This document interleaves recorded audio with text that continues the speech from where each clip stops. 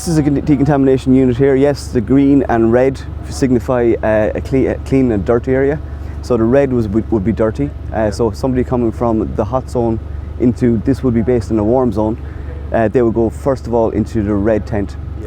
They are then stripped and decontaminated there. So and they're washed down? They will come through a wash down facility, which is the little white and yellow tent in the centre. That's a shower unit, and they will be washed down in that tent if the chemical or whatever has to contaminate with doesn't react with water. So we can have a few different methods to decontaminate somebody. Okay, so what are they at the moment? So you'll have warm water? There's warm water, yeah. Soapy water?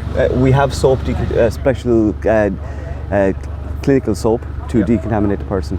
We are now trying to progress to get impregnated sponges, single-use impregnated sponges, and compared to what we're using at the moment, which is a bottle of stuff. So that we are progressing that way.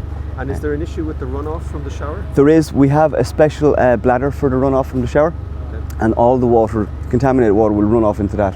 That is then under agreement, looked after by the county council once the decontamination process is finished. So it won't be going into the normal drains or anything like that. It is going to a special bladder which can hold about 5,000 litres. We can decontaminate 8 to 10 people an hour for 4 hours. Okay. With the resources we have. That's suit-wise. They're special suits. They're sealed. We don't have them open today because they are very expensive, and they have to be serviced annually. They are a respirator suit rather than a breathing apparatus suit. That's why we're not in the hot zone. We're in the warm zone. It takes in normal air, and filters it into the suit itself. It is a sealed suit, and there's a special way of donning and doffing that suit as well.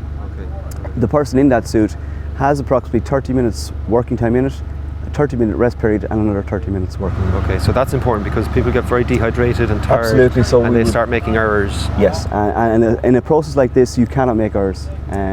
It's your life and somebody else's life involved. If you don't set yourself up uphill and upwind of the actual incident.